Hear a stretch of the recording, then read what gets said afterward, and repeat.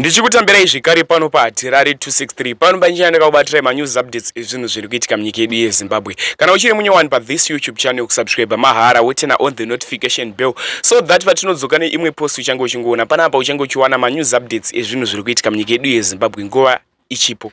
Malikes enyu akakosha futi zvikuru. Sekuziva kwamunozviita muri yeZimbabwe, manews updates epanapa tinoyana kuti kamabatanidza tinoitira kuti muwane manews updates ezvinhu zvakati wandei zviri kuitika munyika yedu yeZimbabwe. Tichingoti rest in peace kune mwana wechidiki anga aine 9 years anga achishedzwa nezita rekuti Malvin Runyararo. Tichingoti rest in peace kwaari. Nyaya yakaitika kuMondoro under Chief Chivero ndiko kwakaitika nyaya iyi. Nyaya yakamira so, mwana anonzi iye Malvin Runyararo kufa kwaakaita ari kunzi akatsiurwa nevabereki vake, kunzi zvawaita izvi zvakashata. After atsiurwa kunzi mwanangu pakadai watadza, pakadai wagona, pakadai watadza, iye haana kugutsikana nekutsiurwa kwaakaitwa. Akabva atora tambo akabva azvisungirira mumuti. Azvisungirira mumuti akazoona mutumbi wake anonzi iye Rodrick Andrea. Rodrick Andrea murume iye ane 47 years ndiye akaona mutumbi wemwana uyu, akazonoudza vabereki vemwana kuti mutumbi wemwana ndauona uri pasi akazvisungirira uri mumuti.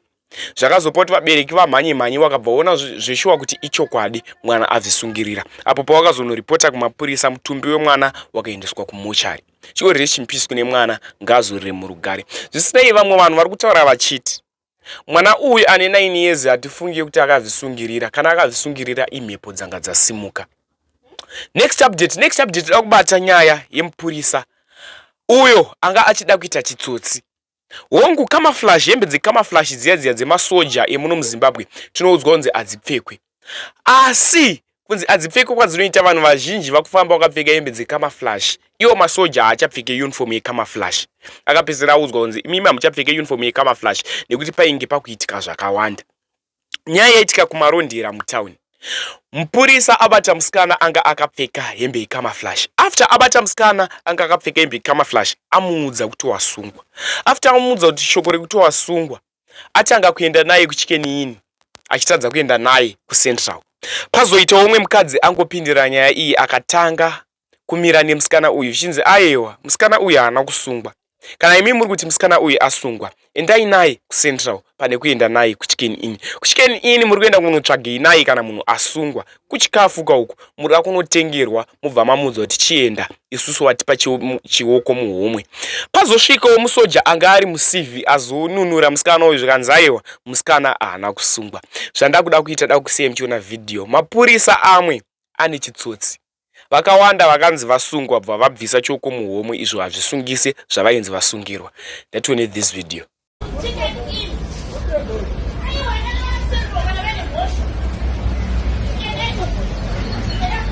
Hanzika mwanako kasungirwa camouflage neighborhood mfeso asungira mwana we camouflage. Vaambo ya vari kudifenda manje, vari kudifenda vana fesa kuenda nevana kuChicken Inn kabati vasungwa kunzoti vaende kuCentral vari kutoenda kuChicken Inn.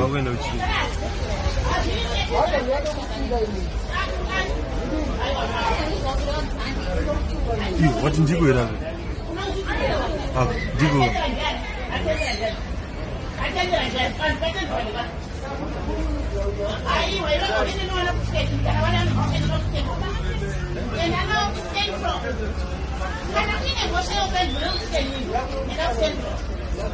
Muneighborhood vari kusungira mwana camouflage saka akuenda naye kuChicken Inn. Achizoti akamutsvaka drama upfere kana kuti kufamba sei. Mukadzi ari kujabuka, ari kutidzokerai kumashure kwamuri kubva.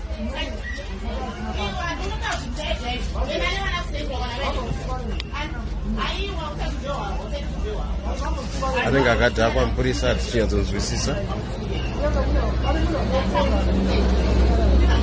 Tinokumbirawo mapurisa acho vaverify kuti mupurisa zvisho here munhu, because arikuratidza kuti anenge akadhakwa zvikutaurwa nemukadzi uyu.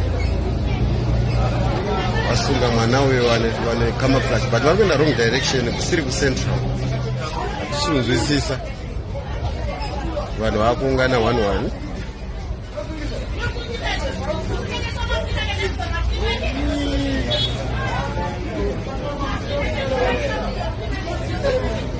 ungana mukadzi ari kudhifenda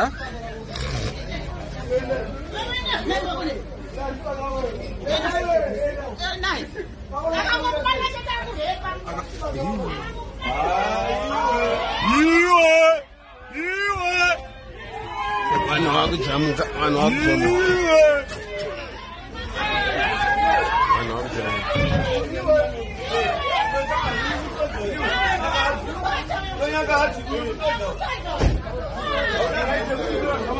saka panenge pazosvika musoja uyo musoja asvika saka akununura musikana manje uyo ane CV musoja uyo